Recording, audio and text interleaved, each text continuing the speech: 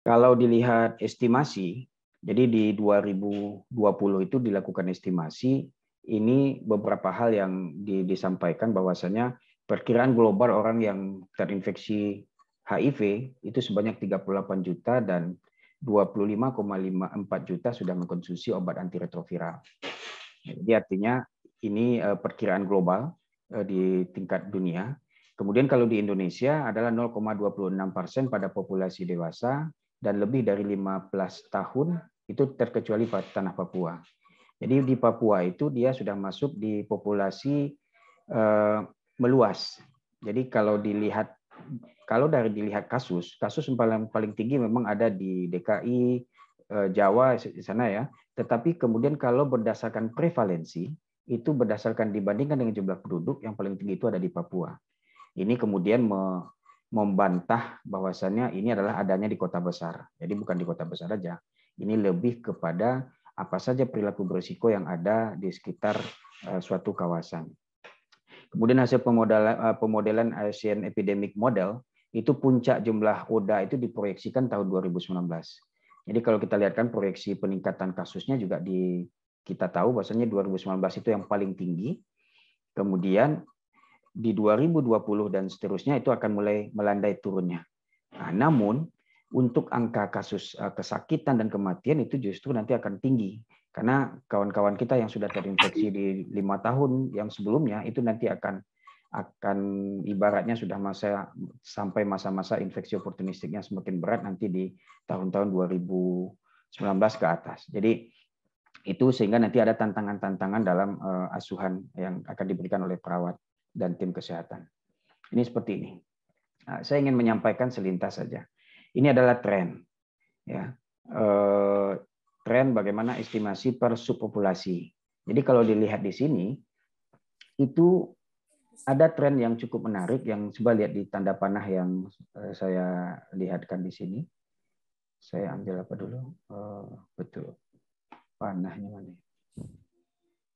Ya, jadi ini. Kalau dilihat yang di panah merah ini adalah tren populasi LGBT atau homoseksual yang lebih tinggi. Jadi artinya kalau di tahun 2005 ke belakang itu tren paling tinggi itu adalah dari IDU, injection drug user, kemudian beralih lagi kemudian menjadi heteroseksual sampai dengan 2018 2017. Tetapi mulai peningkatan dari 2000 terutama di 2019 akhir sampai dengan sekarang itu tren kenaikan kasus itu ada di kelompok LGBT terutama adalah dari perilaku hubungan homoseksual. Nah, jadi ini tren ini. Jadi ini tentu menyikapi kita bagaimana kemudian kita semua bisa melihat dan bagaimana hal-hal pencegahan yang bisa dilakukan ke depannya. Ya. Dan kalau kelompok-kelompok berisiko tentu sudah diketahui, ya ada nanti dari PS, pekerja seks, kemudian ada waria, ada nanti LSL, laki-laki seksual dengan laki-laki, kemudian nanti pasangan risti, ada IDU, injection drug user, heteroseksual, dan lain sebagainya. Dan itu kemudian menjadi topik-topik yang kemudian ketika kita bicara HIV, kita tidak akan terlepas dari komunitas yang menyertainya. Sehingga kemudian itu yang memang harus jadi intens pemikiran kita bersama. Dan ini yang seperti saya katakan, kasusnya seperti ini. Dan yang terlaporkan ini belum tentu sebanyak ini. Justru lebih banyak yang belum terlaporkan. Ada yang kemudian meninggal saja, kemudian belum sempat didiagnosis, dan lain sebagainya. Kemudian yang jadi permasalahan adalah Bapak Ibu dan kawan-kawan semua tentu menyadari ketika orang sudah terinfeksi HIV, dia harus mengkonsumsi obat antiretroviral, obat ARV itu dia harus diminum seumur hidup, namun dengan punya efek samping yang akut dan kronis, kemudian tantangannya jadi berat. Makanya hari ini tantangan terberat di penanganan kasus HIV/AIDS adalah bagaimana mempertahankan kawan-kawan kita yang terinfeksi HIV itu dia bisa patuh minum obat. Dan kenyataannya sekarang kita punya LFU itu lost follow up, artinya mereka tidak tahu, tidak ditemukan atau bagaimana, atau dia tidak minum obat antiretroviral lagi, atau dia tidak datang ke pelayanan kesehatan lagi, tidak mengambil obat. Berarti ada sekian banyak, ada sekitar ini 64.944 yang kejadiannya seperti itu. Dan inilah tantangannya kemudian ini menjadi suatu hal yang jadi perhatian bagi Indonesia untuk bagaimana menangani kasus ini. Dan kalau kita lihat di 3.0 penanggulangan HIV/AIDS itu di targetnya itu kan 2030 ini. Kita terus berpacu dengan upaya-upaya yang selalu dilakukan itu 2030 itu diharapkan adalah 3.0 adalah tidak ada zero HIV infection, zero AIDS related AIDS, kemudian zero discrimination. Artinya tidak ada lagi HIV baru yang kita muncul, tidak ada lagi kemudian kasus AIDS yang meninggal, ya, kemudian tidak ada stigma dan diskriminasi. Ini target di tahun 2030. Sehingga memang dari hal itulah banyak hal yang dilakukan hari ini. Harus banyak ini penyuluhan. Nah, hal-hal seperti ini adalah satu hal yang sangat baik kita melakukan kegiatan-kegiatan ini, karena kalau tidak ada pengetahuan, biasanya kalau di rumah sakit akan muncul stigma dan diskriminasi, membuat odanya akan gangguan psikologis, dan ada dua dampak, bisa dia depresi atau balas sebaliknya, dia akan tularkan saja kepada semua orang. Itu hal-hal yang kemudian menjadi suatu perhatian bagi kita semua. Kemudian tentunya yang sudah terinfeksi harus tahu dia statusnya itu. Karena dari hasil evidence data penelitian itu menyatakan kalau dia tahu dia terinfeksi HIV, itu dia untuk resiko penularan kepada pasangan atau kepada yang lain itu jauh lebih berkurang. Nah, jadi makanya kita menginisiasi pemeriksaan tes HIV itu pada kelompok-kelompok resti dan memang yang punya kelompok berisiko. Kemudian yang sudah tahu diberikan obat. Obatnya obat antiretroviral. Dan kemudian 90% ODA yang mendapatkan pengobatan itu harapan akhirnya apa? Ada supresi virus. Jadi supresi virus itu adalah undetectable. Tidak terdeteksi virus HIV itu di dalam darah. Berarti dia ada di bawah 1000 kopi. Kalau sudah undetectable berarti untransmisi. Kalau dia sudah tidak patuh minum obat dengan kepatuhan yang tinggi, kemudian dia tidak akan menularkan pada orang lain. Pada fase itu dia boleh menikah, dia boleh punya anak dan lain sebagainya. Sehingga dampak dari hal itulah kemudian menjadikan dia lebih kualitas hidupnya jauh lebih baik. Sedikit saja, dan saya yakin ini sesuatu hal yang sudah selalu disampaikan. Jadi uniknya HIV/AIDS itu adalah karena perjalanan virusnya. Kenapa kemudian DBD, rabies dan lain sebagainya kan sebenarnya virus juga, tetapi kemudian tidak terlalu dalam tanda petik sibuk semua sistem menguasai atau dengan semua sistem harus menyelesaikan pencegahannya. Nah, tetapi di HIV ada hal yang kemudian menjadi perhatian bersama-sama karena memang tidak bisa oleh tenaga kesehatan saja. Jadi kalau kita lihat perjalanannya, virus HIV itu kan dia menyerang namanya dengan sel CD4. Sel CD4 itu dia adalah bagian dari limfosit T. Limfosit T itu adalah bagian dari leukosit atau sel darah putih. Dia adalah sistem pertahanan tubuh. Ketika virus masuk itu dia akan menempel di reseptor CD4. Kemudian setelah dia menempel di reseptor CD4 dia akan masuk. Virus HIV itu dia dalam bentuk RNA. Jadi ketika dia bentuk RNA sedangkan sel CD4 virus itu dalam bentuk RNA sedangkan sel CD4 itu dalam bentuk DNA sehingga dia rubah kode genetiknya. Ketika merubah kode genetik itu, dia harus dibantu nanti oleh enzim namanya reverse transkriptase. Setelah itu dia menempel dan masuk, kemudian dia rubah kode genetiknya, kemudian dia akan menyatu dengan inti sel CD4. Nah, proses menyatu dengan inti sel CD4 ini dibantu lagi oleh enzim namanya integrase. Kemudian setelah dia menyatu, bahkan dia jadikan nanti sel CD4 tadi menjadi pabrik untuk membuat virus HIV baru. Sehingga dari ketika dia masuk terus berkembang terjadi proses replikasi sehingga kemudian virus HIV ini akan matang dibantu oleh enzim namanya protease, kemudian dia akan matang, kemudian dia akan serang sel CD4 berikutnya. Artinya apa? Dari hari ke hari, dari waktu ke waktu virus HIV akan terus berreplikasi menghasilkan virus HIV baru dan dia akan hancurkan terus sistem pertahanan tubuh. Makanya dari orang HIV menuju AIDS terus dia daya tahan tubuhnya akan turun. Fase itulah yang kemudian terus menghancurkan sel CD4-nya sehingga kemudian imunitas tubuhnya menjadi rendah. Ketika imunitas tubuhnya menjadi rendah, dia tidak bisa melawan virus dan kuman yang masuk berikutnya.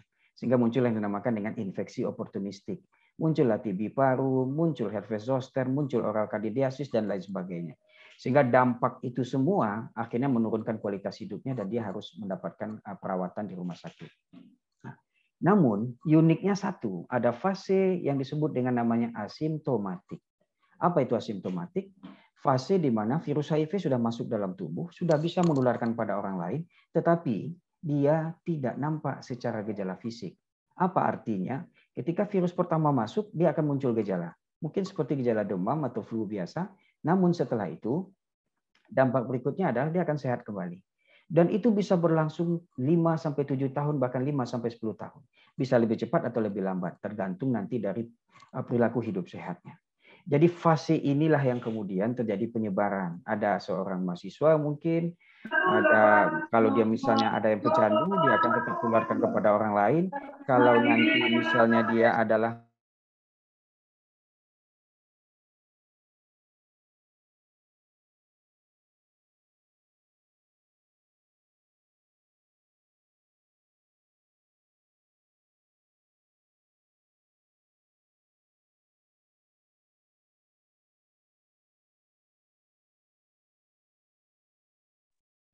oke, ya. Jadi itu, jadi sehingga nanti dampak berikutnya adalah karena memang dia asimptomatik tidak dikenal sehingga bisa menularkan pada orang. Kalau satu orang PSK saja dalam satu hari dia bisa melayani 3 orang, berarti dalam 1 bulan dia melayani sekitar 90 orang. Kalau satu orang yang datang itu dia punya istri atau di rumahnya istrinya juga punya faktor risiko. Saya selalu membuatkan satu skema, satu orang yang berisiko melakukan hubungan seksual dengan PSK, dari satu orang PSK itu bisa berisiko menularkan sebanyak 300 orang. Dari 300 orang yang datang dalam 1 bulan itu, itu bisa kemudian dia menularkan kepada istri-istrinya. Anggap saja yang datang itu 50%-nya sudah berkeluarga. Ada 150. Berarti 300 tambah 150 adalah sebanyak 450. Anggap saja ada kelahiran yang berisiko terinfeksi HIV 50 saja. Berarti dari satu perilaku hubungan seksual dengan seorang PSK ada perilaku hubungan itu akan berdampak terhadap risiko 500 kejadian terinfeksi HIV yang kemudian tidak terdeteksi karena ada fase asimptomatik. Nah, ini yang ingin saya sampaikan sehingga memang penekanannya itu membuat memang harus perhatian kepada kita semua. Ini tadi di perjalanan tadi. Saya sudah jelaskan ada periode-periodenya sehingga kemudian inilah yang kemudian kita inisiasi. Kalau ada orang berperilaku berisiko dalam tanda petik pecandu narkotika, pernah melakukan hubungan seksual, baik itu laki-laki dengan perempuan, berarti apa? Diinisiasi dia untuk tes HIV. Agar dia tahu dia terinfeksi, dia bertanggung jawab kalau dia memang terinfeksi HIV, tidak menularkan kepada orang lain, dan tentunya perilaku hidup sehat untuk berikutnya. Seperti ini yang saya gambarkan. Ini klien kita dirawat di Rumah Sakit Dr. M. Jamil Padang tahun 2008. Oh, bukan, sorry. Ini 2005. Ya. Di 2005 seperti ini karena memang pelayanan kita masih kurang bagus seperti ini. Ini kalau dilihat seperti ini orang udah tahu nih, masuk rumah sakit dengan kondisi seperti ini orang udah tahu ini adalah dia infeksi oportunistik sudah muncul, berat badannya turun drastis, wasting syndrome muncul, oral candidasisnya terlihat, kemudian nanti ada needle track. Kalau di pengkajian fisik kita akan terlihat nanti bekas jarum suntik disuntikkan di lengannya itu banyak, sehingga kemudian kita bisa langsung tes. Kita tahu kemudian hasilnya dia terinfeksi HIV/AIDS, kemudian sudah meninggal. 2 minggu dirawat kemudian meninggal. Tetapi coba lihat sebaliknya, kalau orang yang HIV positif dengan kondisi yang masih bagus seperti si ini, si Pretri. Sorry, tertutup. Ya, jadi ini dia bahkan dia menjadi cover majalah, dia terinfeksi HIV dari lahir dari ibunya. Siapa yang akan bisa menyangka dia terinfeksi HIV? Wajahnya masih cantik, dia masih sehat dan lain sebagainya. Jadi itulah gambaran kondisi fisik orang yang terinfeksi HIV dengan yang sudah masuk ke tahap AIDS, sehingga memang perlu tantangan bagi kita semua untuk menjangkau kelompok-kelompok berisiko.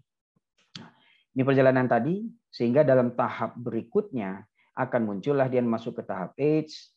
Di tahap AIDS itu akan muncullah beberapa infeksi oportunistik. Yang ingin saya sampaikan, ketika CD4 semakin rendah, itu akan infeksi oportunistiknya akan semakin parah. Makanya ketika kita merawat pasien HIV/AIDS, selalu kita motivasi dengan kawan-kawan itu, ayo tetap terus minum obat dengan perilaku hidup yang sehat, pola makan yang bagus dan segala macam. Kenapa? Karena peningkatan sel CD4 saja 10 ataupun 50 itu akan berarti sekali untuk munculnya infeksi oportunistik.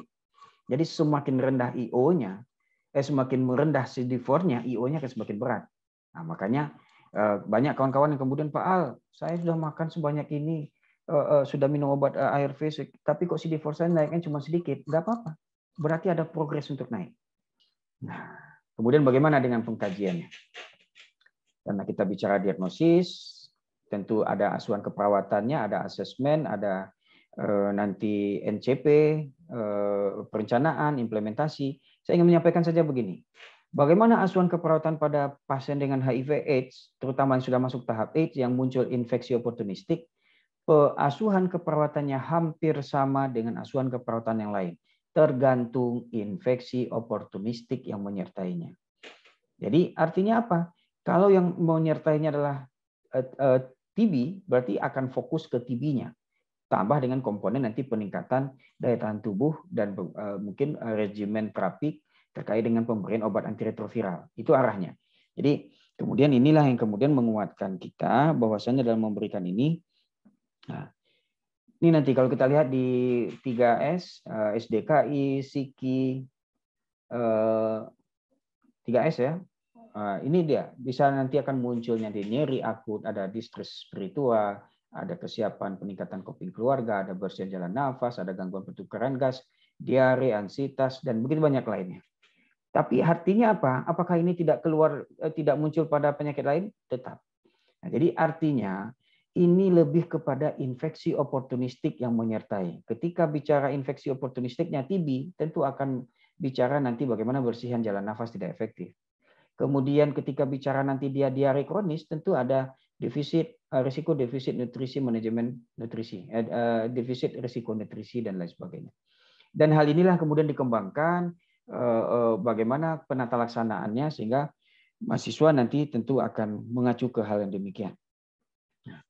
Apa prioritas keperawatan kita? Kalau dilihat dari sekian banyak prioritas itu tidak satupun yang kemudian melihat kesembuhan.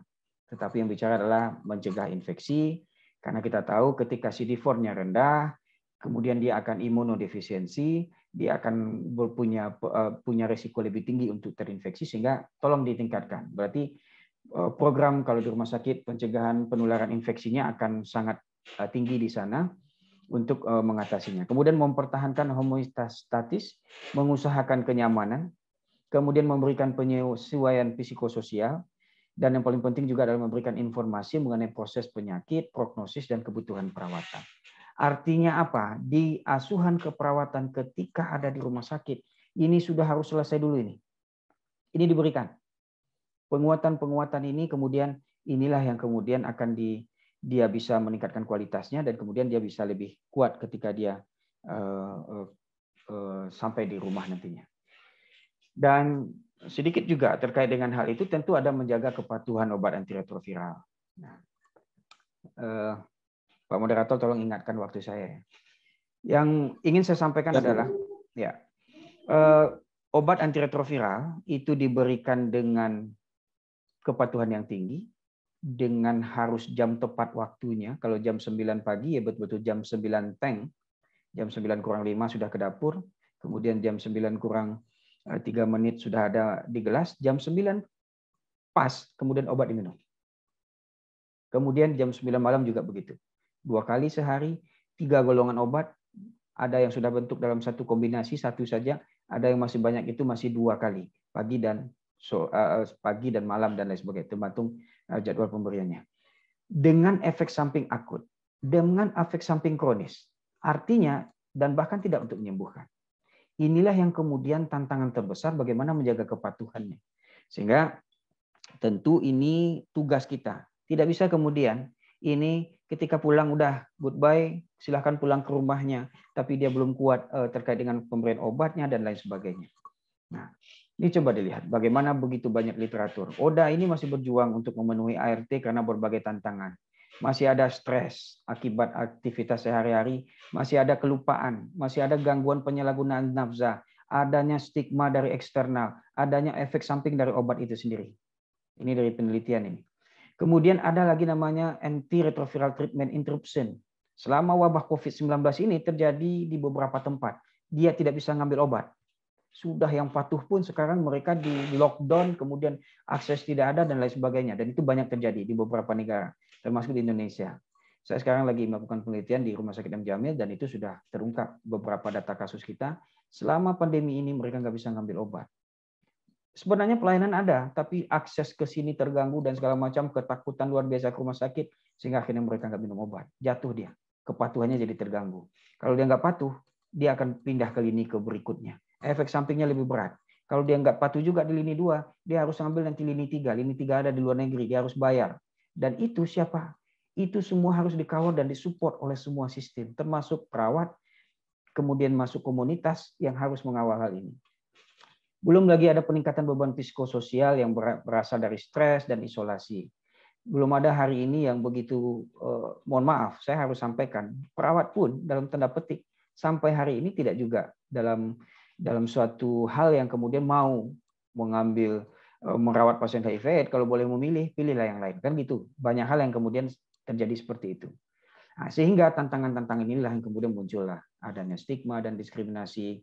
Tapi belakangan walaupun sudah banyak perawat-perawat yang peduli, sudah ada perhimpunan konselornya, itu kemudian mulai bergeser. Nah, tapi kita menghimbau semuanya harus paham. Satu hal saja, ketika kita paham terkait dengan penularannya, bahwasannya penularan itu hanya 4 cairan saja, darah, air mani, cairan vagina, air susu ibu, clear. Tidak ada perlu ketakutan kita dalam kehidupan sehari-hari. Kecuali kalau kita melakukan hubungan seksual, ya berisiko. Kemudian ini jumlah ODA. Jadi angka LTFU-nya meningkat di hampir beberapa negara.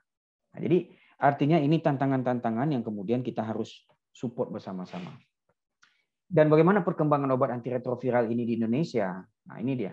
Kalau dulu kita selalu harus tanya CD4. Berapa CD4-nya? Oh, di bawah 200. Oke, di bawah 200 masuk ARV. Itu tahun 2004. Kemudian di bawah 2007, di bawah 350 tanpa ada gejala dia masuk. Kemudian sekarang, mulai dari 2018, itu namanya SUVA. Sudah ada semua orang terinfeksi HIV langsung mulai tes, langsung mulai obat antiretroviral. Bayangkan artinya apa? Kita sudah harus menjaga kepatuhan minum obat ketika dia ketahui terinfeksi HIV. Dan tantangannya akan semakin berat dan akan semakin banyak. Tadi saya sudah jelaskan bagaimana sirkulasinya. Ketika dia masuk tadi, apa peran obat? Tadi ada 3 enzim, ada reverse transkriptase, ada integrase, kemudian ada protease. 3 enzim tadi dihambat oleh obat antiretroviral. Ketika obat antiretroviral masuk, dia hambat semua enzim-enzim yang bantu proses replikasi virus HIV. Artinya apa? Proses pemberian obat antiretroviral akan menghentikan penambahan jumlah virus HIV, bukan membunuh. Tetapi dampaknya apa? Kita tahu benar orang yang terinfeksi HIV, CD4-nya dihancurkan. Tapi ketika dia sudah minum obat antiretroviral, tidak ada lagi penghancuran itu. Sel CD4-nya tetap ada. Sel CD4 tetap diproduksi dengan produksi stem cell, produksi sel darah merah. Sel CD4 akan terus diproduksi. Makanya orang yang minum obat antiretroviral, sel CD4 akan naik. Sistem pertahanan tubuh akan bagus. Ketika sistem pertahanan tubuhnya akan baik, dia akan melawan kuman virus yang masuk. Berarti apa? Infeksi oportunistik berkurang. Apalagi resiko infeksinya akan berkurang. Kemudian kalau dia patuh terus, maka akan muncul nanti untransmisi, kemudian undetectable. Tidak terdeteksi berarti tidak ada resiko penularan. Pada waktu itulah kualitas hidupnya akan sangat baik sekali. Jadi ini penjelasannya, sehingga memang ini pengawalan kita nanti terkait dengan diagnosa yang berhubungan dengan regimen penyakit. Nah, ini seperti ini. Ini misalnya satu orang yang sama, dia di Maret 2003. Kemudian 2004 seperti ini kondisinya. Ini karena dia minum obat antiretroviral. Ini bahkan di Cak Gareng ini, ODA yang bisa jalan kaki seluruh keliling Indonesia. Waktu di Sumbar dia singgah di tempat kita, kemudian sampai ke beberapa kota di Padang ini dia, di Sumatera Barat ini dia tulis begitu.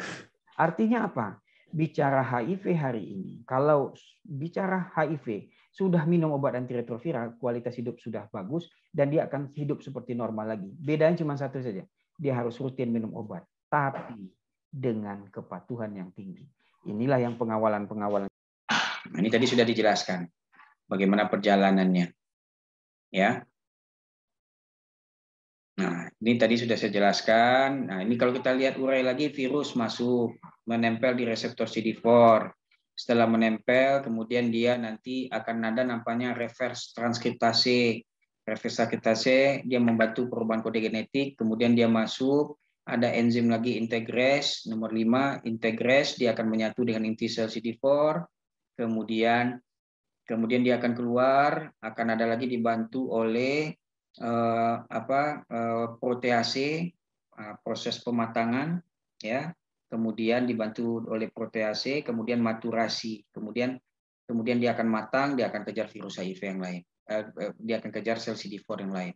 Berarti dari hari ke hari, waktu ke waktu, virus HIV akan terus mengejar sel CD4, menghancurkan, berproduksi di sana, replikasi, kemudian dia keluar, matang, kemudian dia akan kejar lagi sel CD4 yang lain, dia hancurkan dari waktu ke waktu, jam ke jam, waktu ke menit, dia terus menghancurkan dan menghancurkan sel CD4. Nah, dengan pemberian obat antiretroviral menghambat 3 kerja enzim tadi, itu akan terjadilah penghentian jumlah virus HIV yang semakin berkurang, kemudian sel CD4 tentu akan diproduksi semakin banyak, infeksi oportunistik akan berkurang, dia akan enak makannya, kemudian berat badannya akan stabil atau semakin bagus. Nah, terus bagaimana mempersiapkan orang minum obat antiretroviral? Ini kita tahu bersama, ini setelah didiagnosis HIV, itu dinyatakan positif, pasien akan diberikan konseling. Ini penting. Makanya akan diberikan konseling, itu pasca diagnosis untuk meningkatkan pengetahuannya mengenai HIV, termasuk pencegahan, pengobatan, pelayanan, dan tentunya akan mempengaruhi transmisi HIV dan status kesehatan pasien. Artinya begini, kondisi HIV tidak segampang dengan kondisi-kondisi penyakit yang lain.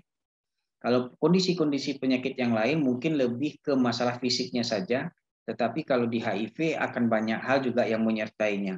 Ada terkait juga nanti dengan kondisi psikologisnya, kemudian hal-hal lain, sehingga dia perlu dikuatkan, dilakukan konseling. Ditambah lagi pemberian obat itu, karena obat itu akan diminum untuk saat ini seumur hidup. Karena belum ada obat ini untuk bisa membunuh virus HIV. Dan sebelum diinisiasi ARV, itu akan dilakukan penilaian klinis dan pemeriksaan penunjang untuk menentukan stadium HIV dan membantu pemilihan paduan yang akan digunakan. Jadi artinya apa? Tetap saja ketika dia akan minum obat antiretroviral, itu dia harus lakukan pemeriksaan penunjang untuk melihat mana nanti yang sesuai. Nah, kalau kita lihat alurnya seperti ini. Ya, seseorang datang ke rumah sakit dengan ataupun ke klinik VCT, dia ada kebutuhan untuk tes dan pengobatan HIV. Kemudian dia bisa juga untuk akses untuk tes HIV, dia akan akses tes, kemudian akan dilakukanlah dia konseling prates.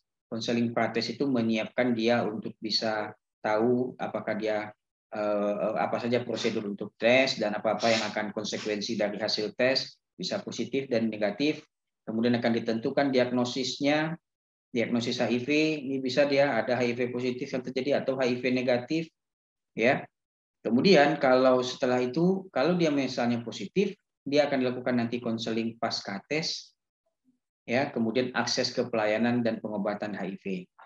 Nah ini dia, kalau HIV positif tadi, dia akses pelayanan dan pencegahan penularan, karena ketika orang sudah terinfeksi HIV, ada risiko penularan kepada pasangannya, ada risiko penularan kepada yang lain, itu akan ada di sini. Kemudian apalagi dia harus akses pelayanan termasuk mendapatkan obat antiretroviral. Lihat dulu ya perkembangan dulu, kalau dulu ditunggu dulu sel CD4-nya di bawah 350, itu mulai terapi antiretroviral. Tapi ingat perkembangan terbaru, tidak menunggu ketika ada ODA terkonfirmasi positif HIV, langsung dia akan disiapkan untuk mendapatkan obat antiretroviral. Dan untuk ini dibutuhkanlah adherence atau kepatuhan terhadap virus antiretroviral, obat antiretroviral yang tujuannya adalah untuk terjadinya supresi virus, penekanan virus di dalam tubuh.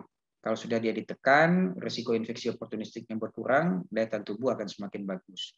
Dan kalau hasilnya negatif itu jelas, kita akses berbicara terkait dengan perubahan perilaku untuk pencegahan jangan nanti dia menularkan kepada orang lain. Nah, ini Bagaimana, apa pertimbangan memulai obat antiretroviral? Ingat ya, tadi sudah disampaikan obat antiretroviral ketika dia sudah HIV langsung pemberian obat antiretroviral. Nah, tapi perlu mempertimbangkan. Yang pertama adalah semua ODA itu dia sudah harus mendapatkan ARV tanpa melihat CD4-nya. CD4 awal tetap dianggap penting, jadi tetap dia dianggap penting. Jumlah CD4 itu diperlukan untuk menentukan indikasi pemberian profilaksis. Jadi bukan berarti ketika orang sudah terinfeksi HIV kemudian tidak lagi diperiksa CD4-nya, tetap diperiksa, walaupun tidak menjadi acuan untuk mendapatkan obat antiretroviral. Tetapi dia menjadi acuan terkait dengan indikasi profilaksis infeksi oportunistik. Stadium klinis juga tidak selalu sesuai dengan kondisi CD4 seseorang. Dan pada suatu studi di beberapa negara di Afrika, hampir separuh ODA dengan jumlah CD4-nya kurang dari 100 itu diklasifikasikan sebagai stadium WHO kelas 1 dan 2. Nah, ini artinya ini hal-hal yang penting kita ketahui. Dan untuk itu diperlukan konseling. Ya. Karena ini memastikan kepatuhan. Itu jelas dulu. Karena dia diberikan dalam jangka waktu yang panjang, kemudian efektivitasnya baru akan dirasakan kalau dia terapinya jangka panjang. Kemudian faktor utama yang berpengaruh pada kepatuhan terapi adalah kesiapan memulai ARV. Nah, kesiapan memulai antiretroviral. Kemudian karena itu diperlukanlah konseling untuk memastikan pengetahuan ODA tentang ARV, termasuk penggunaannya seumur hidup, efek sampingnya yang mungkin terjadi, kemudian bagaimana memonitor obat antiretroviral dan memungkinkan terapi selanjutnya jika terjadi kegagalan pada saat memulai dan pada saat memulai terapi ARV dan saat diperlukan obat tambahan sesuai ketika memulai obat antiretroviral. Makanya sekelumit banyak hal yang terkait dengan hal itu perlu dikuatkan dengan konseling.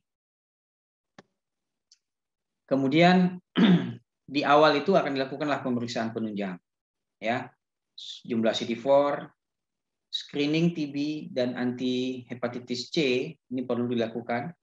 Kemudian pemeriksaan darah akan melihat nanti anemia, trombositopeni, leukopenia. Biasanya terjadi pada pasien HIV, terutama nanti akan ada pemberian zidofudin atau AZT. Dan SGOT melihat nanti fungsi hati, karena nanti akan ada obat namanya nevirapin, obat juga, untuk orang HIV juga, antiretroviral juga, yang nanti akan mempengaruhi fungsi hepar. Kreatinin diperiksa juga nanti untuk mempengaruhi dosis obat yang akan diberikan. Kemudian HbSAg untuk mengetahui infeksi hepatitis B, dan tentunya untuk ARV harus berbasis tenofovir. Jadi kalau ada pemberian obat HIV yang berbasis tenofovir nanti harus diperhatikan nanti HbSAg-nya. Kemudian apalagi di screening juga dia penyakit yang tidak menular, misalnya gula darah, kemudian profil lipid, kemudian urinalisisnya melihat proteinuria atau gula darahnya meningkat, nanti akan dilihat sebelum pemberian TDF. Jadi ini obat antiretroviral juga. Kemudian juga akan diperiksa viral load. Viral load itu adalah kandungan virus HIV di dalam darah. Itu dia viral load RNA HIV. Kemudian nanti untuk risiko IMF-nya FDRL atau TPHA. Kemudian diperiksa juga antigen Cryptococcus jika CD4-nya di bawah 100. Diberikanlah fluconazole 150 sampai 200 mg per hari selama 12 minggu setelah mulai antiretroviral. Jadi ini adalah untuk pemberian obat infeksi oportunistik yang terkait dengan jamur. Nah, kemudian kapan ini saat yang pas? Misalnya hari ini orang terinfeksi HIV, langsungkah diberikan obat antiretroviral? Nah, jadi di panduan PNPK HIV/AIDS itu dinyatakan kalau dia tanpa gejala, tidak ada gejala infeksi oportunistik, datang dengan kondisi yang sehat, ARV-nya dimulai segera dalam 7 hari. Jadi dalam 7 hari sejak dia datang terinfeksi, dia sudah mulai nanti pemberian obat antiretroviral. Silahkan dalam waktu 7 hari itu. Setelah diagnosis dan penilaian risiko klinisnya, kemudian pada ODA yang sudah siap untuk ARV dapat ditawarkan untuk memulai ARV pada hari yang sama, terutama pada ibu hamil. Jadi kalau ada ibu hamil hadir di hari pertama datang kemudian dia terkonfirmasi hasilnya dia terkonfirmasi positif, langsung saja dia minum obat antiretroviral untuk mencegah replikasi kebanyakan virus dan mencegah penularan dari ibu ke anak. Kemudian terapi ARV dini pada meningitis Cryptococcus tidak direkomendasikan pada pasien dewasa, remaja, anak-anak dengan HIV dan meningitis Cryptococcus karena dapat meningkatkan risiko kematian. Ya, terapi ARV sebaiknya ditunda hingga 4-6 minggu pasca pemberian terapi anti jamur. Jadi ini pengecualian ini untuk kondisi kalau ada meningitis Cryptococcus di mana CD4-nya nanti sangat rendah sekali, kemudian akan ditentukan untuk itu. Kemudian ini, bagaimana pula dengan obat antiretroviral dengan obat anti-TB? Jadi kan infeksi oportunistik terbanyak dari orang yang terinfeksi HIV itu kan adalah TB paru. Jadi dengan pemberian dengan TB paru, kemudian kemungkinan besar dia akan mendapatkan OAT, obat anti-TB. Nah, pada ODA dengan TB, pengobatan TB dimulai terlebih dahulu. Jadi yang kalau ada kejadian seperti itu, apa yang akan dimulai obat TB dulu, kemudian dilanjutkan dengan pengobatan ARV sesegera mungkin dalam 8 minggu pertama pengobatan TB. Jadi artinya dia diberikan dalam 8 minggu awal ini, ketika dia sudah mulai obat antiretroviral, dia sudah mulai OAT, dalam 8 minggu pertama itu diberikanlah obat TB, obat antiretroviral. Nah, silahkan nanti, tentu ini tugasnya dokter melihat hal-hal yang terkait dengan hal ini. Kemudian ODA dengan TB yang dalam keadaan imunosupresif berat, CD4-nya di bawah 50, harus mendapatkan terapi ARV dalam 2 minggu pertama pengobatan TB. Kata kuncinya ini, yang harus dimulai terlebih dahulu adalah obat anti-TB atau OAT, obat anti-TB, tuberkulosis. Kemudian kalau dia CD4-nya masih bagus, itu dalam 8 minggu sudah mulai obat antiretroviral. Tapi kalau CD4-nya di bawah 150, itu langsung dimulai dalam 2 minggu pertama mulai pula obat antiretroviral. Kenapa dia harus dipisahkan? Karena memang masing-masing obat punya efek samping masing-masing. Jadi efek samping itu kita pisahkan dengan pemberian obat yang tidak dalam waktu yang bersamaan, sehingga terlihat mana efek samping yang muncul dari obat yang mana. Ya, nah, ini tadi. Nah, kenapa dasarnya semakin didahulukan untuk pemberian obat antiretroviral itu? Ya, ini adalah pencegahan itu bermanfaat secara klinis, meningkatkan harapan hidup, dan menurunkan insiden infeksi terkait dengan HIV dalam populasi. Nah, ini yang penting juga. Pemulihan kadar CD4 itu berlangsung dengan kadar CD4 itu saat memulai ARV.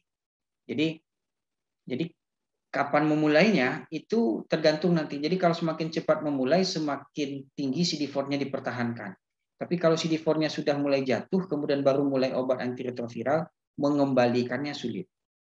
Kemudian sebagian besar individu yang memulai terapi pada saat CD4-nya 500, itu setelah pengobatan ARV selama 6 tahun, orang itu dia akan temui. Jadi artinya setelah mendapat ARV 6 tahun, dia akan dapat 500.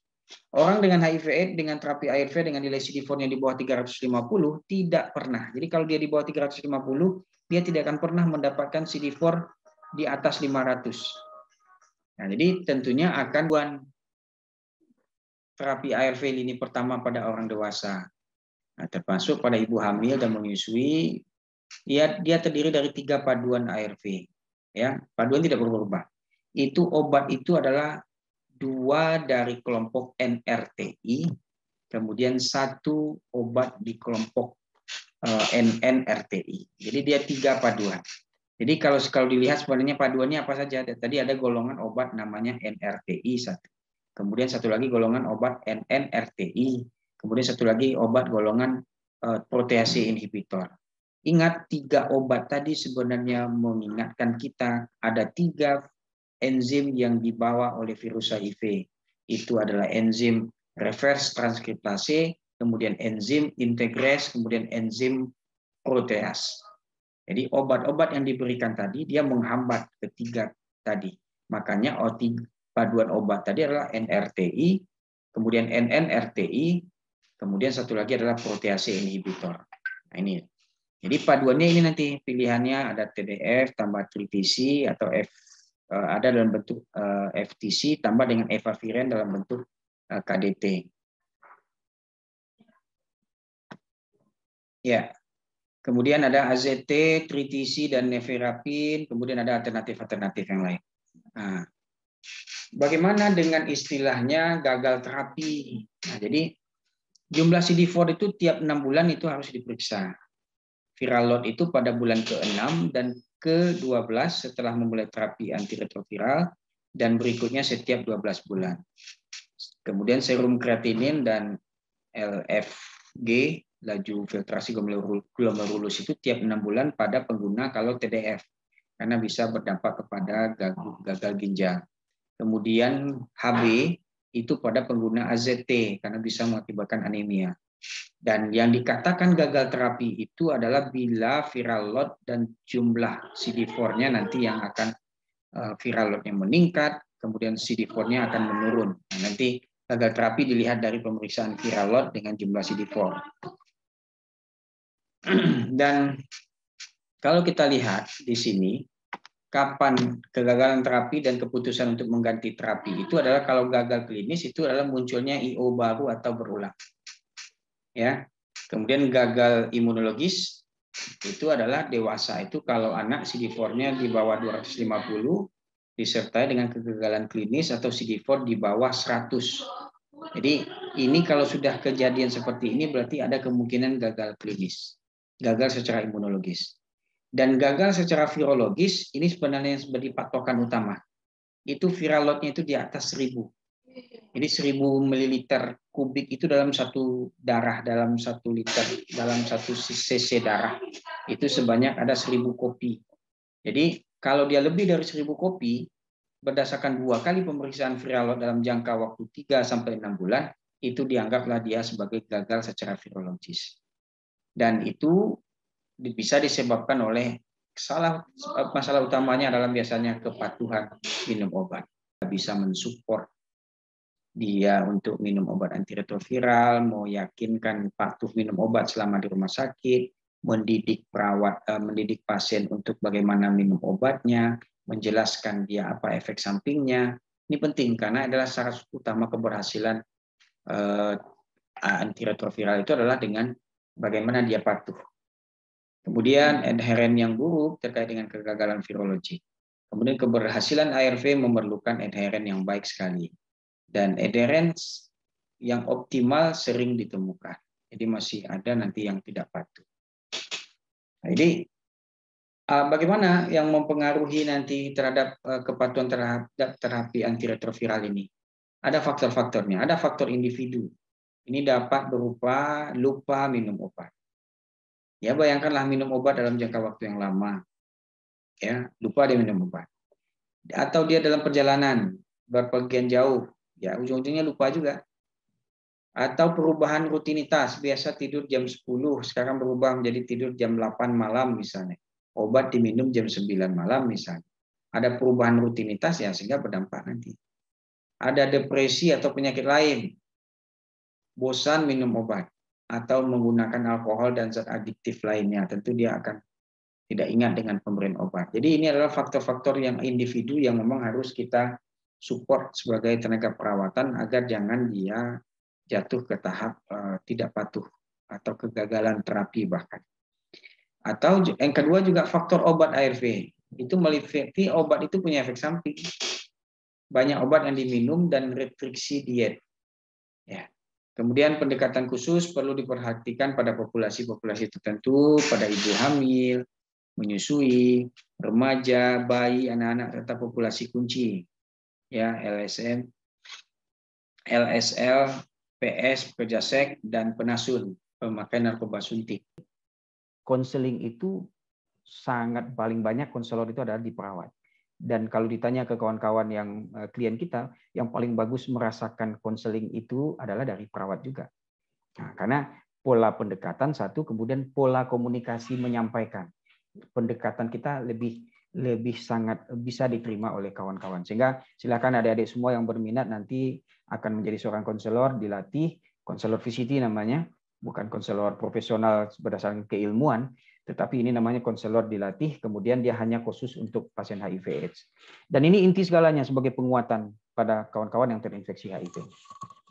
Dan tentunya ada bagaimana penguatan fisik, mental, emosional, dan spiritual yang tentunya bisa dengan penguatan spiritual, agama, dan lain sebagainya.